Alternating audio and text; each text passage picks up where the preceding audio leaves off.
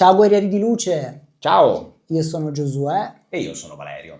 e questo è Spiritual Podcast, lo spazio dove parliamo di sciamanesimo, spiritualità, crescita personale e lo facciamo sempre partendo da un libro. Oggi abbiamo scelto I 4 accordi di Don Miguel Ruiz. Questo libro è stato scelto da loro, no? Ci hanno fatto una richiesta particolare, ci hanno chiesto se potevamo parlare di questo libro, che come abbiamo detto è stato scritto da Don Miguel Ruiz, che l'ha scritto nel 1997, però la cosa importante da dire su questo autore è che ha avuto un percorso particolare. È vero che è cresciuto già da una famiglia che aveva un'esperienza tolteca e quindi già da bambino è stato iniziato a queste pratiche. Però poi lui ha preso una strada completamente diversa, tanto che ha effettuato gli studi da neurochirurgo.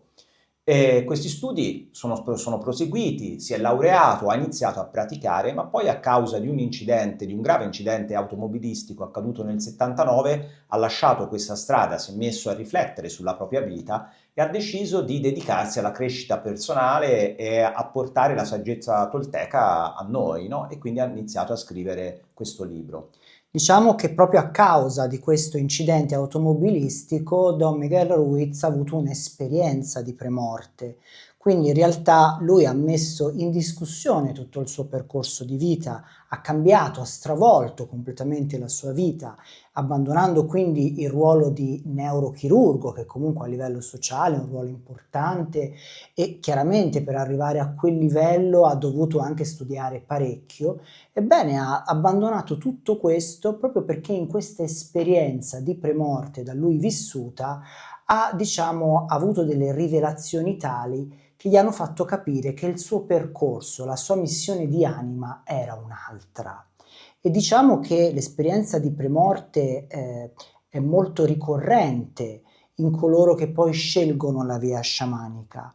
Io stesso nel mio primo libro, Sciamanesimo, Viaggio nel mondo dello spirito, dico proprio che la mia iniziazione allo sciamanesimo, ciò che mi ha avvicinato, che mi ha fatto capire che lo sciamanesimo era la mia missione nel mondo, è stata anche nel mio caso un'esperienza di premorte. Quindi possiamo innanzitutto dire che ci sono vari modi, no, per diventare degli sciamani o semplicemente per avvicinarsi alla saggezza sciamanica. Possiamo dire che è stata un'iniziazione naturale, no? Perché le iniziazioni possono avvenire in maniera naturale, come nel caso di una premorte, o tramite dei riti appositi che possono variare da cultura a cultura, dal lignaggio sciamanico al lignaggio sciamanico. Certo, perché come sappiamo ci sono culture dove si diventa sciamani magari per lignaggio familiare, quindi viene tramandata la conoscenza sciamanica da padre al figlio, oppure come in alcuni casi è proprio un evento a far sì che la persona prenda consapevolezza di seguire una determinata strada o ancora è proprio la tribù intorno a quella determinata persona che gli riconosce dei poteri. Quindi è la tribù, il popolo che riconosce in un individuo lo sciamano del villaggio, no? Lo sciamano di quella comunità.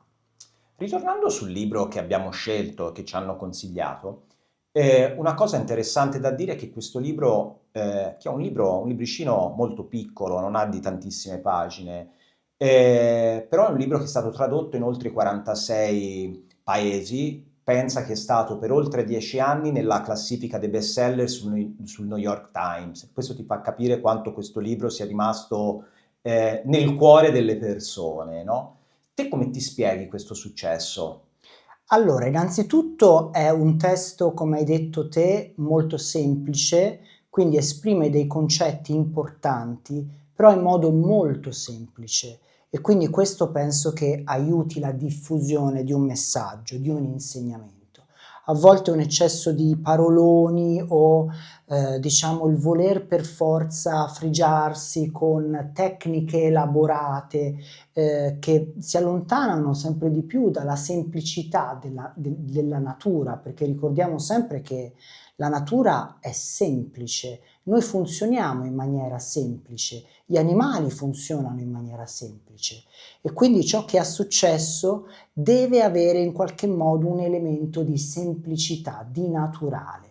E in questi 4 accordi c'è molto di tutto questo. Viene racchiusa anche un po' quella che potremmo definire l'armonia universale, no? Seguendo questi 4 accordi in qualche modo sentiamo di essere in linea, in armonia con la natura, col mondo circostante. Questo è il motivo per cui mi spiego un successo del genere.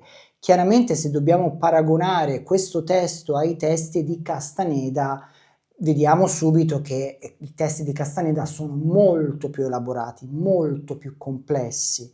Chiaramente per poter comprendere nel modo appropriato i testi di Castaneda bisogna prima fare un percorso sciamanico che magari può passare anche attraverso testi come quelli di Don Miguel Ruiz, che a differenza appunto dell'esperienza di Castaneda con Don Juan era un vero e proprio stregone, no? Quindi metteva proprio le mani in pasta, parlava di pratiche anche per fare il viaggio sciamanico, per svolgere dei rituali sciamanici, per avere un'influenza anche sulla realtà ordinaria, mentre diciamo che Don Miguel Ruiz, soprattutto in questo libro, si concentra più che altro sulla saggezza tolteca e quindi sulla filosofia tolteca, se possiamo così definirla, che chiaramente è priva di tutto quell'insegnamento che Don Juan invece porta a Castaneda nei suoi libri.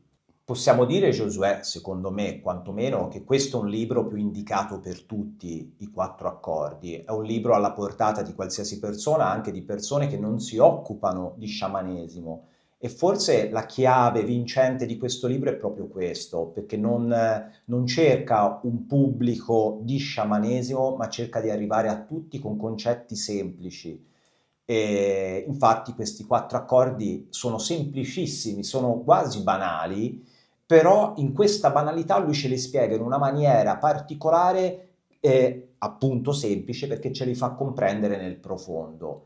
Partiamo proprio dal primo accordo, no? Che dice sii impeccabile con la parola. Questo vuol dire che bisogna prestare molta attenzione alle nostre parole e già in questo concetto troviamo un parallelismo con altre scuole di pensiero che riconoscono proprio al verbo e al pensiero un potere, il potere anche di influenzare gli eventi, di portare un'energia di un certo tipo che può avere un'influenza sulla realtà. Quindi il primo accordo parla proprio di questo, far prendere consapevolezza al lettore che ogni nostra parola ha un potere, ha un'energia. E qui possiamo fare anche un parallelismo con lo scienziato Masaru Emoto, no? Che ha fatto proprio degli esperimenti dimostrando che le parole hanno un'influenza a livello energetico, ma anche a livello della materia, a livello tangibile, per esempio sull'acqua. Lui ha fatto questi esperimenti sottoponendo i cristalli di acqua a determinate energie sotto forma di parole, sotto forma anche di pensieri, e si è reso conto che la forma in cui l'acqua si andava a cristallizzare sottoposta a queste parole cambiava a seconda se queste parole erano con un intento positivo, per esempio, non so, amore, pace, gioia, felicità. Allora in quel caso l'acqua, quando si andava a cristallizzare, assumeva delle forme geometriche armoniose, perfette, mentre quando sottoponeva l'acqua a stimoli energetici di parole quali, non so, odio, cattiveria, invidia, queste forme che assumeva l'acqua nella fase di cristallizzazione erano molto più disarmoniche, brutte se vogliamo, no? Quindi non armoniche, non secondo appunto la classica geometria sacra. Don Miguel Ruiz ci fa capire quanto sia importante usare le parole non solo verso gli altri, come le usiamo, ma anche verso noi stessi. Questi principi potremmo chiamarli anche accordi, perché è l'accordo con noi stessi di non seguire le linee guida della società, ma seguire il nostro sentire, quindi utilizzare le parole per il nostro bene. Sì, e c'è anche da dire che in quest'accordo è racchiuso anche un segreto iniziatico, diciamo un segreto alchemico potremmo anche dire, ovvero che il potere è dentro di noi. il potere di influenzare la realtà è dentro di noi, così dentro come così fuori, no? Quindi quello che si alimenta dentro di noi, in termini di emozioni, di pensieri, che poi inevitabilmente fuoriesce attraverso forma di parola, no? È chiaro che se siamo arrabbiati, se ci girano le scatole, difficilmente avremo delle parole gentili o utilizzeremo diciamo degli aforismi di saggezza durante l'arco della nostra giornata. Sarà più facile che magari ci sfoghiamo attraverso imprecazioni, parolacce e quant'altro, però questo a livello energetico non fa che aggiungere benzina a questa energia negativa che già coviamo dentro. Mentre chiaramente se switchiamo il nostro stato d'animo accordandoci proprio con il primo principio, sii impeccabile con la parola, già intervenendo in maniera attiva attraverso l'intento, attraverso la forza di volontà, possiamo andare anche a modificare il nostro stato d'animo interiore.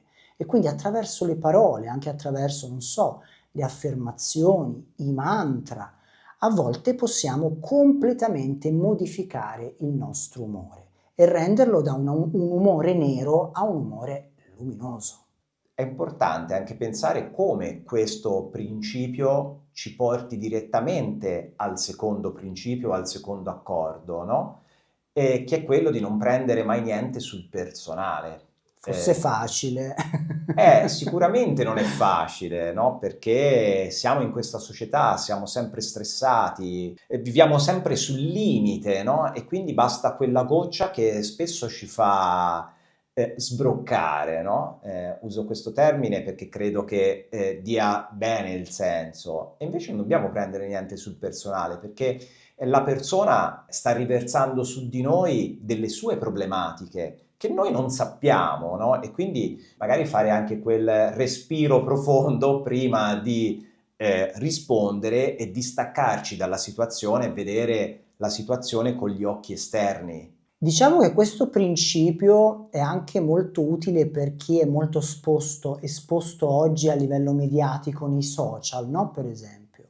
Chiaramente più hai followers, più hai celebrità a livello mediatico e più aumentano gli haters.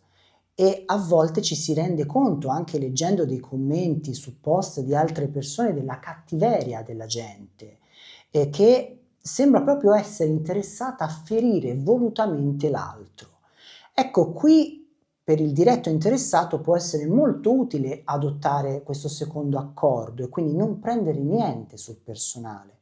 Prendi consapevolezza che quel commento, quella cattiveria, quel torto che ti hanno fatto, è stato fatto proprio in virtù della automanifestazione dell'altro. Quindi, dato che dentro quella persona ha tanto buio, ha tanto dolore, ha tanta sofferenza, tanta rabbia, tanta cattiveria, inevitabilmente ogni sua forma espressiva, anche quella di scrivere un commento o di dire qualcosa, sarà intriso di questa energia. Quindi non sta definendo te, ma sta definendo semplicemente se stesso. Questo quando lo capiamo, diciamo che facciamo già un salto in avanti e tutto inizia a scivolarci addosso molto più facilmente.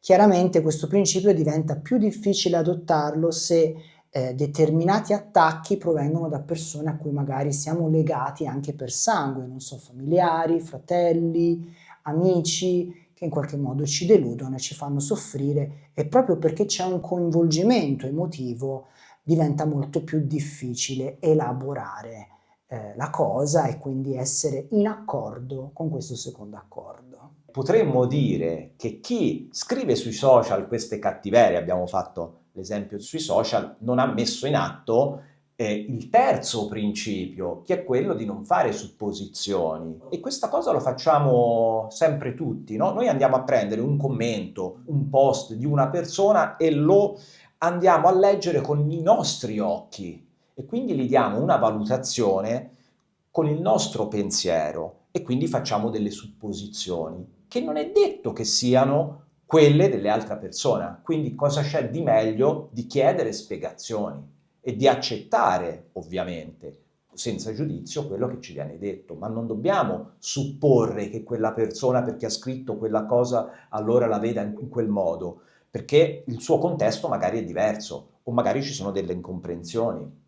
Quindi, volendo fare anche degli esempi concreti, no? Fare supposizioni potrebbe essere, non so, vado al bar a prendere il caffè e c'è la ragazza dietro al bancone con il muso che non mi saluta neanche, no? E quindi potrei supporre che magari gli sto antipatico o ho fatto qualcosa di sbagliato, quando in realtà magari quella persona ha ricevuto una brutta notizia e ha semplicemente una giornata storta. Quindi questo giusto per dare un esempio Sì, semplice. è ancora più semplice anche nella vita di tutti i giorni, non che quello non sia della vita di tutti i giorni, ma nella vita di tutti i giorni di coppia, che magari abbiamo un partner che è arrabbiato e magari supponiamo che sia arrabbiato per una data cosa, ma che poi in realtà non è quella. Quindi adottiamo degli atteggiamenti facendo queste supposizioni, quando magari sarebbe bastato chiedere a questa persona che cos'hai, cos'è che non va, e quindi l'altra persona si sarebbe aperta a noi e avremmo potuto attuare dei comportamenti diversi. Sì, infatti l'invito anche di Don Miguel, in linea con questo accordo, è proprio quello sempre, se si hanno dei dubbi, di cercare subito un confronto, di chiarirsi, perché fare chiarezza è importante proprio per non alimentare tali supposizioni. Assolutamente sì, e come abbiamo detto prima, come questi accordi, questi principi siano veramente semplici, ne ho quasi scontati, perché sono delle cose che magari ci diciamo, cioè a livello inconscio lo sappiamo che dobbiamo comportarci così, però spesso abbiamo bisogno di qualcuno che ce lo spieghi e ce lo faccia capire in maniera più semplice, no? Io voglio aggiungere anche un'altra cosa. Quando noi facciamo delle supposizioni negative e quindi prendiamo qualcosa sul personale, no? Pensiamo che l'altro ci stia attaccando o in qualche modo non gli vada a genio il nostro comportamento o qualsiasi altra cosa. Io penso che ci sia sempre dietro una paura, quindi la paura di magari non piacere, la paura di non essere accettati, la paura di non essere amati, e ciò vuol dire che io in quel momento sono sintonizzato con la paura, e io ricordo sempre che la paura è l'opposto esatto dell'amore. Se noi siamo nell'amore, vibriamo nell'amore, inevitabilmente non ci verrà così automatico e spontaneo prendere le cose sul personale o fare delle supposizioni chiaramente negative, perché appunto non siamo in quella vibrazione, non siamo in quella lunghezza d'onda. Quando si dice, per esempio, non prendere sul personale, ovviamente si parla delle cose negative. Se ci fanno un bel complimento, prendiamolo. Certo. No, perché magari uno pensa sempre di non prendere per oro colato quello che dicono le altre persone. Ovvio, però se c'è una cosa bella che ci stanno dicendo, prendiamo queste energie positive. Cioè il principio è atto a non assorbire le energie negative delle altre persone sotto forma di ira, sotto forma di maleducazione, però le cose E belle le se dobbiamo vogliamo, assorbire. essendo questo lignaggio anche tolteco e quindi anche vicino al concetto dei voladores, questi principi, se seguiti alla lettera, chiaramente attraverso un lavoro che si fa su di sé, perché non possiamo pensare dall'oggi al domani di cambiare da così a così, però se riusciamo a mettere in pratica questi accordi nel nostro quotidiano, inevitabilmente teniamo anche alla larga queste entità inorganiche, secondo la cultura tolteca, che sono appunto i voladores, che lavorano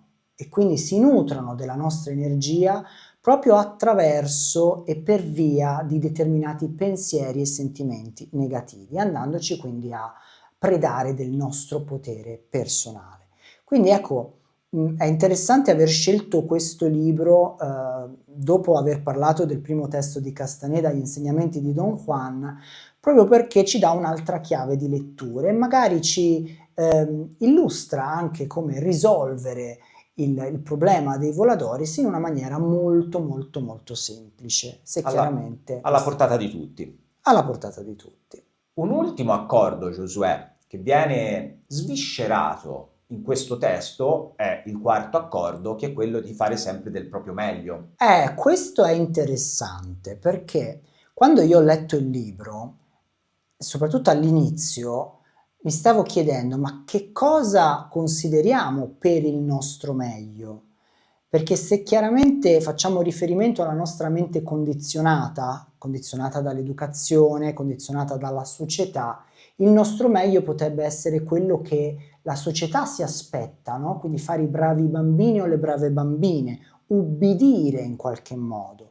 Ecco, ci tengo a dire che il concetto di fare del proprio meglio non ha niente a che fare con questo. Non è il proprio meglio della società, ma il proprio meglio di se stessi. E quindi per mettere bene in pratica questo principio bisogna necessariamente fare un lavoro di ascolto interiore per capire qual è la nostra missione nel mondo, per capire quali sono i nostri talenti, per capire dove la nostra anima vuole andare.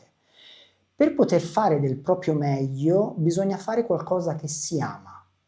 Quindi se noi vogliamo essere i numeri uno a livello professionale, ora chiaramente se uno fa un percorso di un certo tipo non sente nemmeno l'esigenza di essere il numero uno, non ne ha bisogno perché non deve dimostrare niente a nessuno né tantomeno a se stesso. Ma prendiamo questo esempio, no? Se uno volesse eccellere a livello professionale perché ha bisogno di conferme da parte del mondo esterno, può raggiungere questo obiettivo solo ed esclusivamente facendo qualcosa che ama. E quella è la via. Lì puoi fare del tuo meglio, lì puoi eccellere. Ma se tu ti forzi a fare del tuo meglio in qualcosa che non ti appartiene, che non risuona con la tua anima, sarà tutto molto faticoso, molto doloroso e molto frustrante.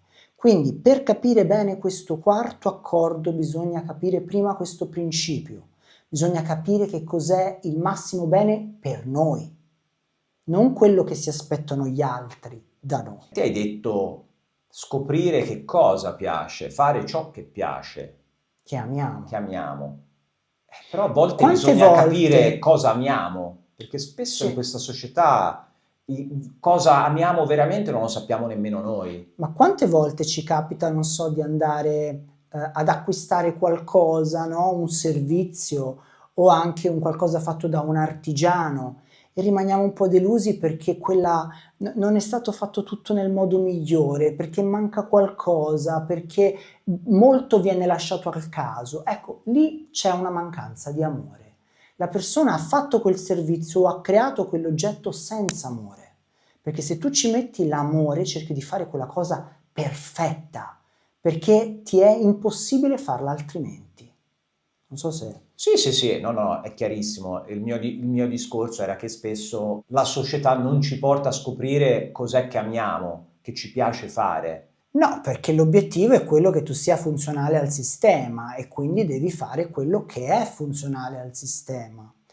E proprio per questo motivo sempre più persone stanno riscoprendo lo sciamanesimo, che è una forma attraverso la quale ci si distanzia, no? da queste regole sociali. Da questi accordi, visto che Da questi stiamo parlando accordi. dei quattro accordi, quindi sono dei veri e propri accordi con la società. A questi accordi, certo, perché chiaramente io potrei nascere con un animo da artista e voler, non so, dipingere e perché sono felice e mi sento veramente soddisfatto solo quando prendo un pennello in mano, ma magari l'accordo della famiglia in cui io sono vissuto era quello che io dovessi prendere le redini dell'azienda familiare, in ufficio, fare un lavoro burocrata, noioso e pedante. E quindi qua bisogna Come vedere, farò a essere felice? non puoi, a meno che tu non ti ribelli e quindi ti ascolti e segui la tua anima, segui i tuoi accordi interiori, l'accordo che l'anima ha fatto con te prima che ti incarnassi, quello è l'accordo che devi seguire, non quello che scelgono i tuoi genitori per te, la società per te, il partner per te, quello te ne devi fregare altamente se vuoi essere felice. Poi se vuoi essere infelice ma accontentare tutti, ben venga, si può fare. Accetti l'accordo? Accetti l'accordo, però non pretendere di essere felice. Bene, allora direi che possiamo concludere la puntata di oggi. Assolutamente sì. Grazie per averci seguito fin qua e scrivete chiaramente nei commenti se avete letto I 4 accordi di Don Miguel Ruiz, cosa ne pensate al riguardo e se volete consigliarci un altro libro, benissimo, così noi avremo materiale su cui lavorare per il prossimo podcast. Se vi è piaciuto questo video, ovviamente lasciate un like e iscrivetevi al canale.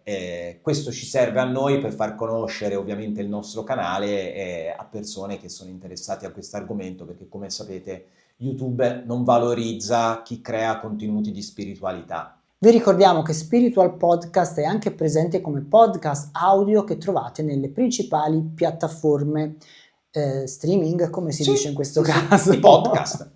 E quindi magari vi potete ascoltare le nostre puntate quando siete alla guida, tornate dal lavoro e vi state annoiando e volete un po' di compagnia. Noi vi ringraziamo e vi diamo appuntamento al prossimo podcast. Ciao! Ciao!